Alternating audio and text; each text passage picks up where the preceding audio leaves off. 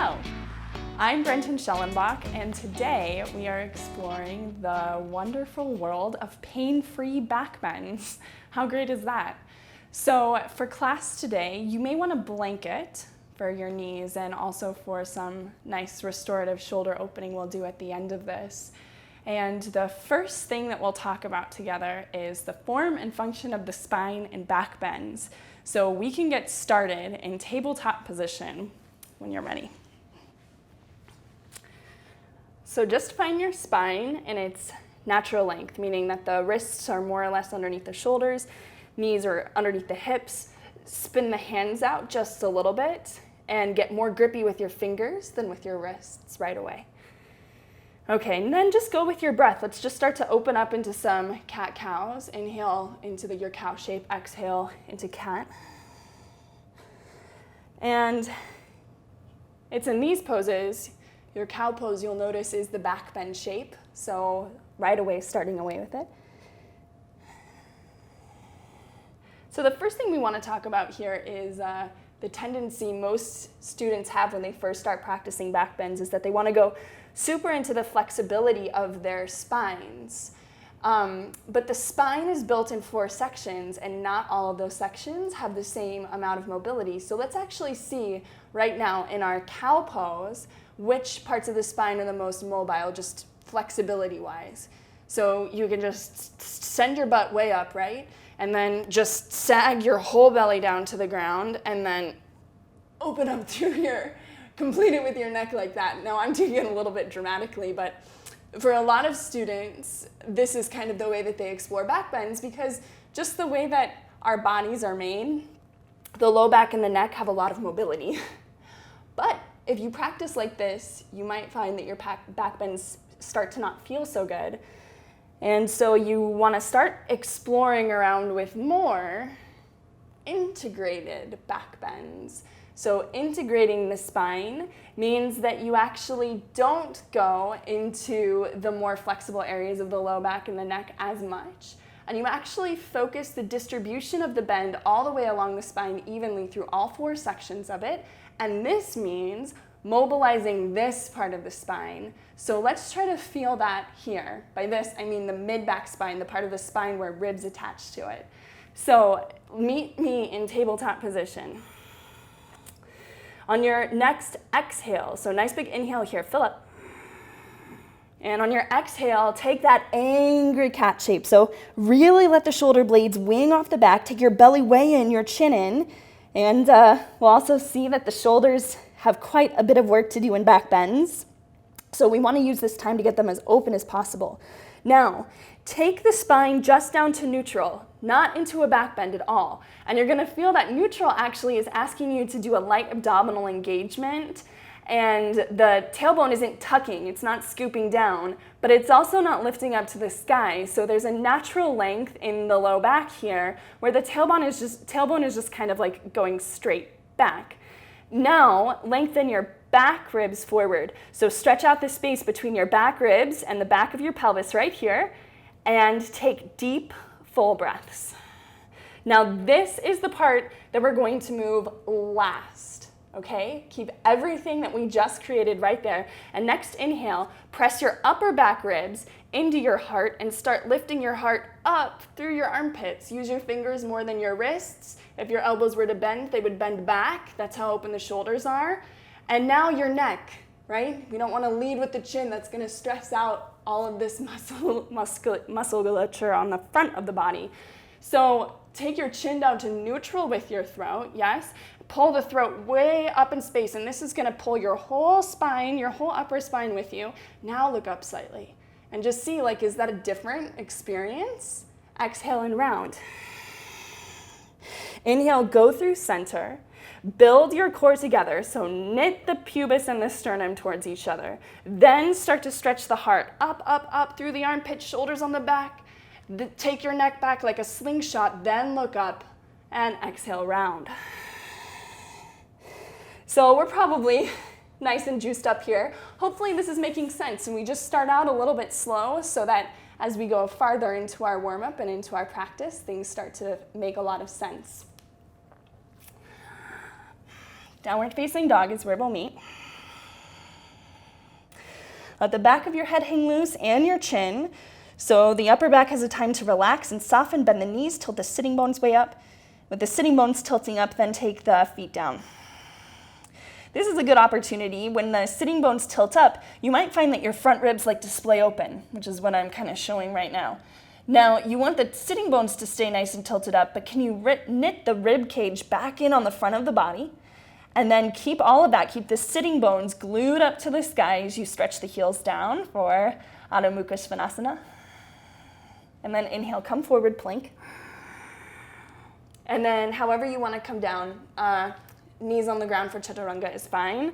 Regular chaturanga is also fine. Okay.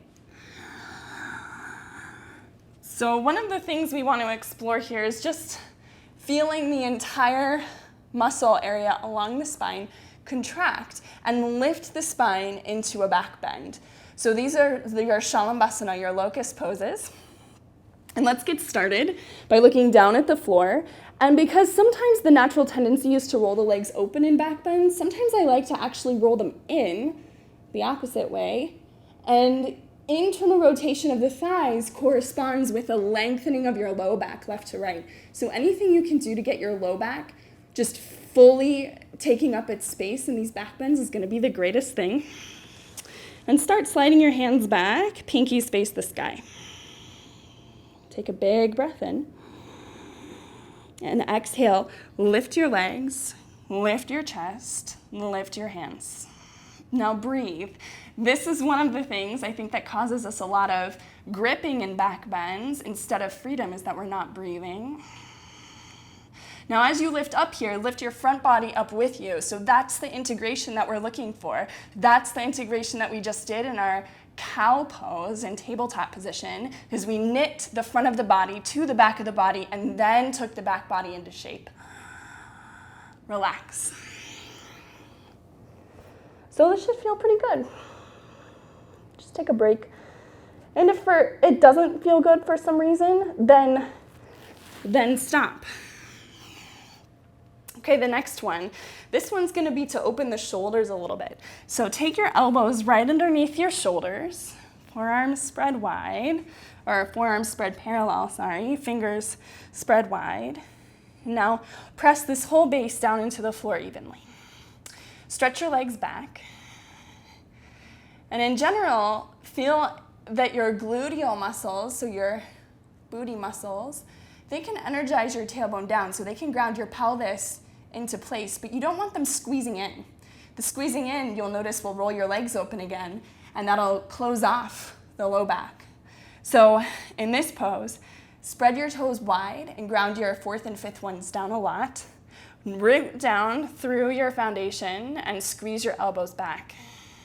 Now we're training the mid-back spine, so the spine that's connecting to all of our ribs. And now take your front ribs in, including your navel, just a little bit. And use your back ribs, press your whole spine forward from the back ribs forward. Now root your hands down and squeeze your elbows back. Press your shoulder blades into the heart, move the heart forward, chin down to neutral, throat back.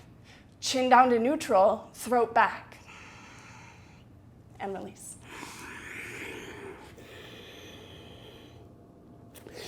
Don't worry about remembering any of this stuff either. It takes time. So just explore your experience, explore your whole practice. Okay, last belly back bend. Slide the hands back until they're underneath the elbows. Squeeze the elbows in, the shoulder blades in, let the neck be turned off, especially on the back. Fan your toenails open, press the fourth and fifth ones down, get your thighs really strong. And now grip your fingertips down and back like you're trying to move yourself forward across the land. Like that's how the hands work in every hand grippy belly down back bend you have. So all of your cobras and your up dogs. Now, grip the floor, pull the floor back, squeeze your elbows in, your shoulder blades in, keep your chest nice and forward, your heart leads. Root down through the fingers, the shoulders should be right over the wrists. If the shoulders are back, this is gonna create a weird physics triangle and I'm gonna take it into my low back. I can feel that already. So this is more of the flexibility back bend. When you get Shoulders over wrists. Now you can integrate through the legs, stretch your legs back, pull your front pelvis in, knit your front ribs together, micro bend the elbows, so use your muscles and look up. And then exhale, come back. And just sit back on the heels for a moment. And it's nice to really feel the effects of this. So maybe one hand to heart, one hand to belly.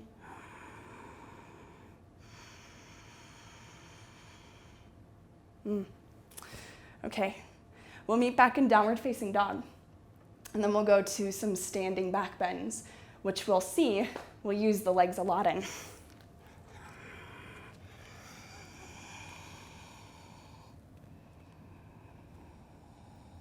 Keep your left heel grounding and inhale, stretch the right leg up. And on the exhale, as lightly as you can, draw your knee all the way forward and through between the hands. We're gonna set up for high lunge pose. So settle down into this right knee until the knee hovers right over the ankle, and then with your back leg, lift the back heel, and now squeeze both legs into the pelvis. Use them a lot. Now, as you gather your leg energy into your pelvis, this is what's gonna start to happen. You're gonna start to unbend the front knee, so hook it back down into the lunge, but keep the energy from the feet driving the legs into the sockets in their pelvis, and this will inform your back bends as too. From here, inhale, wave the heart, and exhale, roll up. Now, front of the pelvis waves in here, so that's the first thing. Lift the back heel, lift the back leg, keep drawing the front pelvis in, and now, with hands on the waist, lift your back ribs. Very subtle, I don't know if you can see it in my body, but back ribs lift. Keep the front pelvis drawing in, sit down. This is hip extension in this back leg of ours. And this is kind of the key of back bends, is that the hips go into an extension, and we want that extension not to feel like it's energizing away from your body, but rather that it's drawing energy into the body. So it's a lifting energy, and then that lifting energy takes you into the back bend, rather than a sulking energy that takes you into a back bend. So lift the back ribs, and now let's take the hands either to the low back, and just test it there. Now, if when you take your hands here, your front ribs like to go open, right? This happens for some of us. Just work with the arms out to the side. Keep this together. Keep your front ribs knitting in and your sternum and your pubis going up. I'm in this pose with you guys. I'm feeling it too. Now, with the hands squeezing in at the low back, if your shoulders are open enough for you, interlock the fingers together. Squeeze your upper arm bones together and knit this part of your pose together, just like tabletop. We already did it. Now, squeeze the shoulder blades together. Begin to push your back ribs forward into your heart. Now start a little lift. And the lift is up, up, up, up, up. Sit down in your legs. Squeeze your legs into your pelvis. Reach your hands way back. Now keep lengthening. Lengthen the space of the back ribs out of the pelvis. Lengthen the front pelvis into the body. And release. And that is a crazy hip stretch. So come on back to downward facing dog just for a moment. Man, that's crazy to feel. But as long as you're with your strength, then that should be pretty painless, right? It's challenging, but it's not painful, and you really couldn't ask for anything else. Same thing on the other side. Draw the left leg up, and then use your belly muscles as you hover forward and through. Okay, so take a moment to set yourself down. Squeeze your legs into your pelvis. As you gather that energy, you might come out of the lunge, but then draw your left knee back and keep that gathering energy, Once you have it, roll up. Draw your front pelvis in, especially this right frontal hip bone. So now you start to experience that extension, yeah? Press the ball mount of this right foot down, lift the heel, lift the leg. Now the stronger this back leg is, this is the back bend leg. This front leg is just in a lunge. I mean, it has other things going on, but for our purposes today, it's just in a lunge. Take the hands down, lengthen the back of the ribs out of the pelvis, lengthen. Put your breath there. That's the best way I've found to actually hold this space, is to breathe into it right away. Yeah, there it is.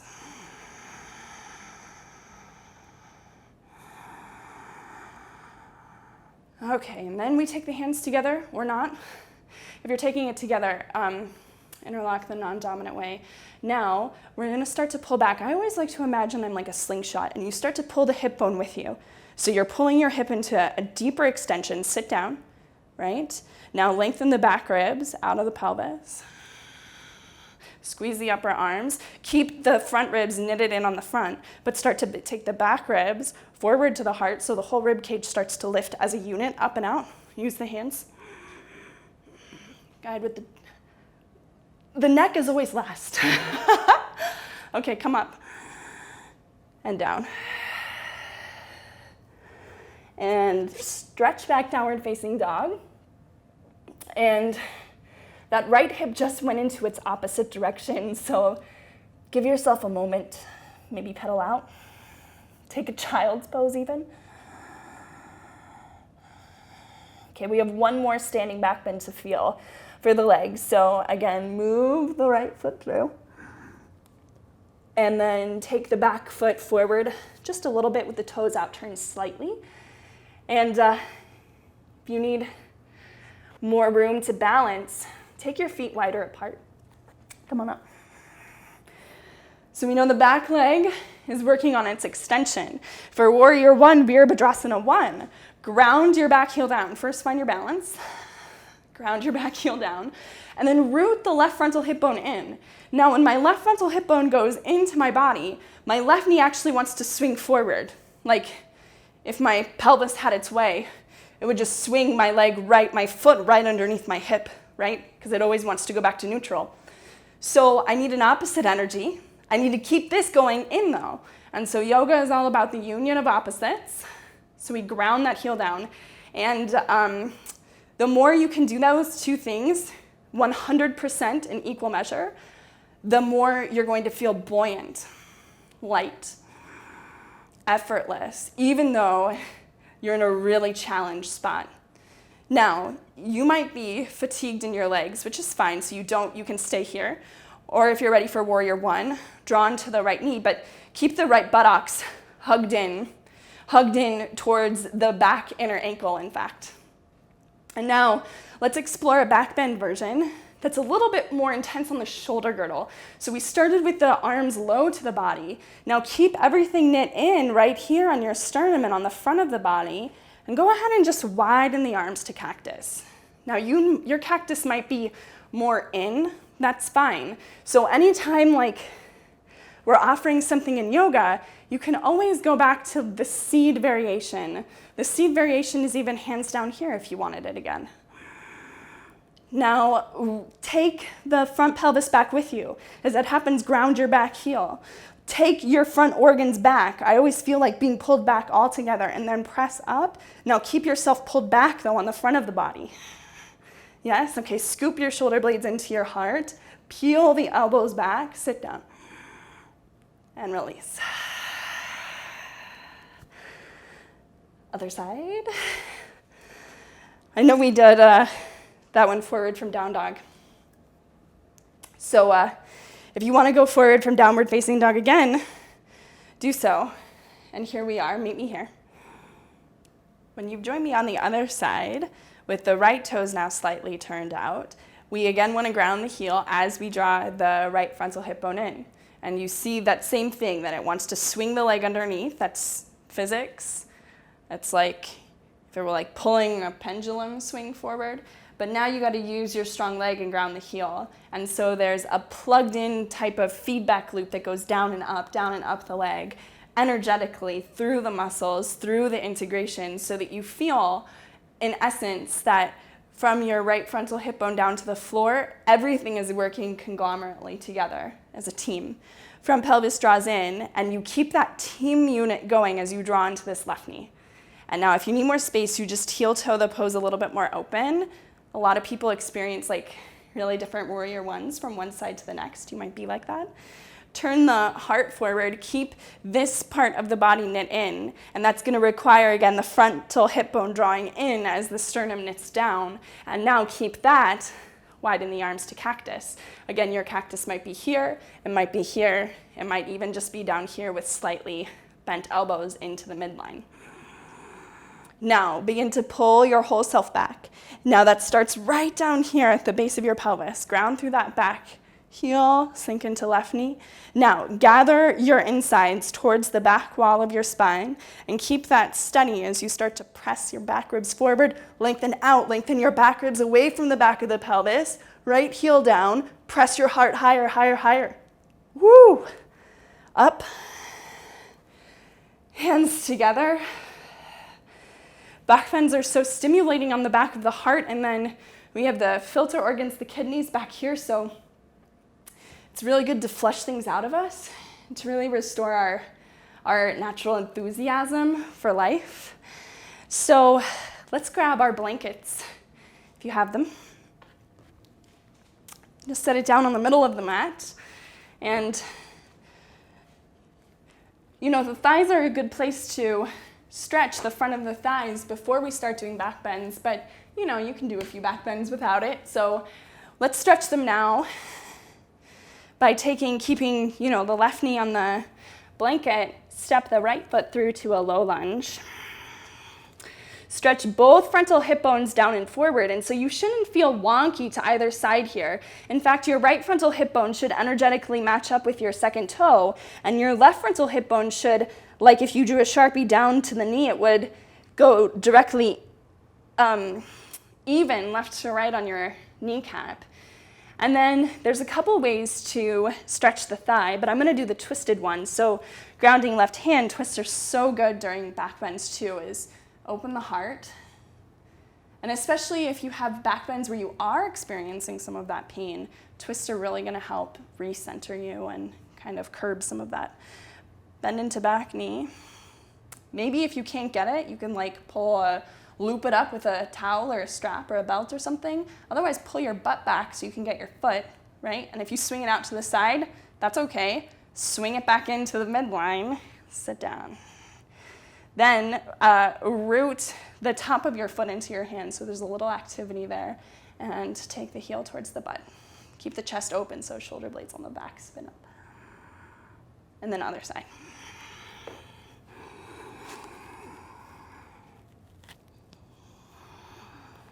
A little uneven with how we take the legs forward today, but we never promise perfection. Stretch the hips down. Again, frontal hip bone lines up. Boom, frontal hip bone lines up. And then there's a way of sagging into it, right? So just give yourself a little bit of an engagement out, not much, a little bit of an engagement so that you feel that the leg, this back leg, is actually energetically plugging up into your body instead of being pressed down away from your body. So you start to get really into those subtle energies. Turn the heart open.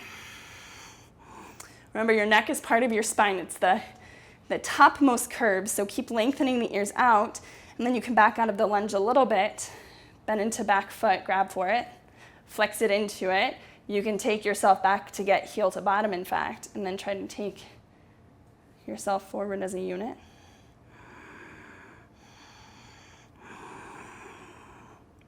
Okay, and then grounding that down, let's pull that left knee back. And since we're already padded up on a blanket, I don't see why we can't just stay here. Let's set up for, I'll call this our peak back bend pose today, ustrasana camel pose. And this is the one I think a lot of students tend to feel that pinching in the low back simply because you're lowering yourself down in the line of gravity. And so gravity is going to want to do a lot of weight bearing on the spine and get it to compress into itself. And the whole point is to lengthen the spinal vertebra evenly away from each other and in the direction of a back bend on all sides of them. So my back bend practice started to feel really good when I could start to really visualize the spine and how the spine is moving through space. Draw the knees down right underneath your hips. Toes tucked under or taps of the feet down, it's okay, but the feet are active because you want your legs, one of my teachers once said back bends are 70% legs. So you want your legs to feel hugged, not just to the floor, but towards each other and then up into your body. So again, not just down to the floor, but hugged in towards each other and then up into the body. And so test it out with your feet. You want to spread your toenails open if you're taking that version, Or if toes are tucking under, root the ball mounts down, not even the toes, and root the heels back. And then that'll help you root the knees, squeeze in, draw up. Now, this thing, right? You can fold the pelvis forward, and then you get into the flexibility of your low back. This is the big don't. This is what we were experimenting with earlier. So in fact, you want to keep the front of the pelvis drawing in. Some teachers use the verbal cue, tuck your tailbone in back bends. I don't think that's exactly what's going on, but it gets to the point of it. I think the point is to use the psoas muscle to draw the front of the pelvis in and up. And now knit the front ribs together here. You should feel already like this is a powerful position to be in. There's a lot of activity going on in the legs.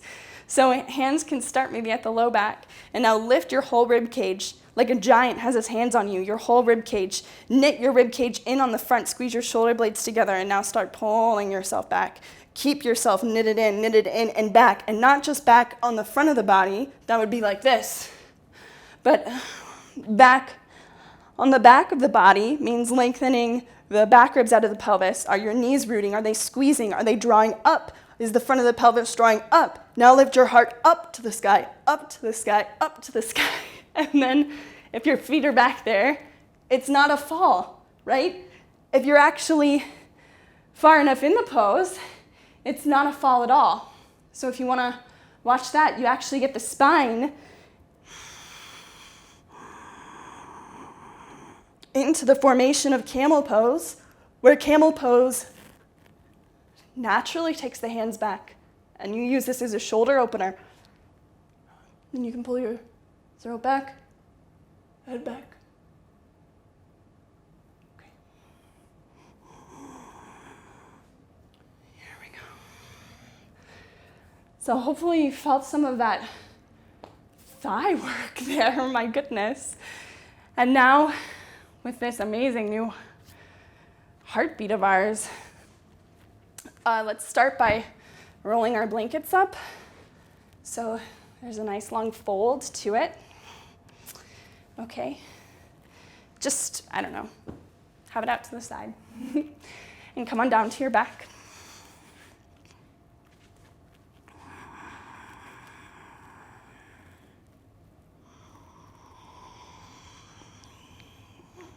Okay, and then we'll practice setu bandhasana, bridge pose. And so one of the keys to pain-free back bends is to go slow enough that if pain starts to arise, because that's so normal, like even the most experienced backbender will sometimes feel like this is not feeling so great, and that's totally normal. But the point is to go slowly enough that you can back up to where you left off, where it actually felt good, and then start rebuilding from that point forward. So step your feet in so that the back of your heel touches your longest finger.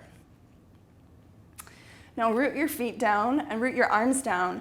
And instead of using gluteal muscles to lift the pelvis up, we want to use the properties of physics. And particularly, every action has an equal and opposite reaction. So therefore, if we want something to lift away from the ground, we have to have something else pressing into it.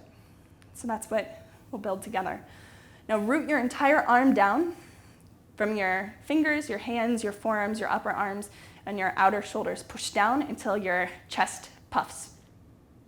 Okay? So I can show that again. Here's nothing. Here's arms down, chest puffs. Hopefully it's subtle enough to catch it. Now we want to do the same thing with the pelvis. Press your feet down and forward until your pelvis puffs. Feet down and forward until the pelvis puffs. And you should feel pretty buoyant here in space because you're evenly balanced between these things. Now press your feet down and forward. Drag your knees forward with it as you scoop the pelvis up. Root the big toe ball mound of the feet down, and as you lift the back of your pelvis, drop your frontal hip bones in toward your spine. Now use your legs a lot. Press your feet down and forward. Drive your knees forward like your shin bones are driving away from you, top to bottom. Now keep lifting from the bottom of your pelvis. Somebody's supporting you down there. But I mean like here, sacrum. Draw the front pelvis into your body. Knees hug in towards each other. Now root the arms. If you have shoulder mobility, roll them together and interlock and lift the chest. Chest to chin, chest to chin, chest to chin, chin away. Chest to chin, chin away. Keep pressing down through the feet. Lift one more time. Everything together. Holy moly, snolling. And release. Okay, a little windshield wiper action left to right can be pretty nice after this. And in fact, if you want to pause on one side, just get a little spinal neutrality, a little spinal twist. And I hope you really enjoy the benefits of these back bends and that your back bend practice continues to feel more integrated, like it's making sense to you. And also that you're having a good time, you're having fun, and you know what the next best place to work for you is. So gently roll over, and we will get set up for our shavasana. So grab your blanket roll, take it behind you lengthwise on the mat, and if this doesn't feel good for your spine for any reason, take your shavasana without it. It should feel pretty good, especially since we just opened all these fun areas. So you decide how close you plant your booty to it. Some people, most I think, like about a hand's width distance. Take the center of the spine down. Relax the head. If you can, roll the palms face up so that the thumbs are weighted down to the floor. And then to release the hips and low back, step the feet nice and wide and let the knees fall in on each other. Oh gosh. That's going to smooth out the low back left to right. And if you want more space in your low back up and down, lift your pelvis and scooch it just a little bit forward. And let your whole spine fall into the shape of this. And the blanket is teaching it passively to enjoy its mobility, especially the mid-back. It's teaching the mid-back to press into the front wall of the body towards the heart. The mid-back starts right where the neck ends, and it ends where your last rib is. Let your shoulders melt off, the heads of your arm bones melt off, and relax the front of your rib cage into the sternum, and the sternum down to the spine. Let both legs rest totally, completely on each other. And then let every expression of the face go.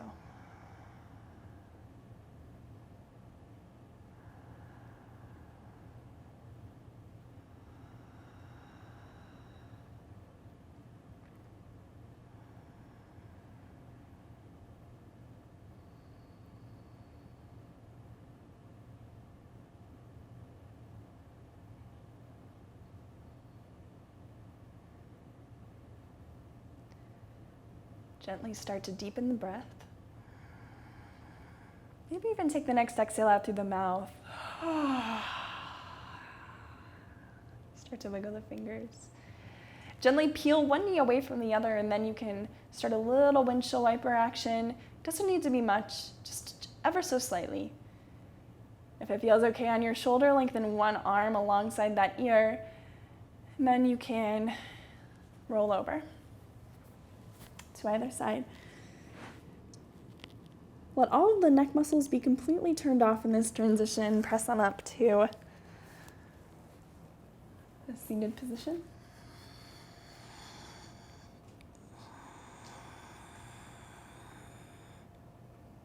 Take a moment of quiet for yourself to gather your energy and to set up for the rest of your day with as much intention and attention that you come to your yoga mat with.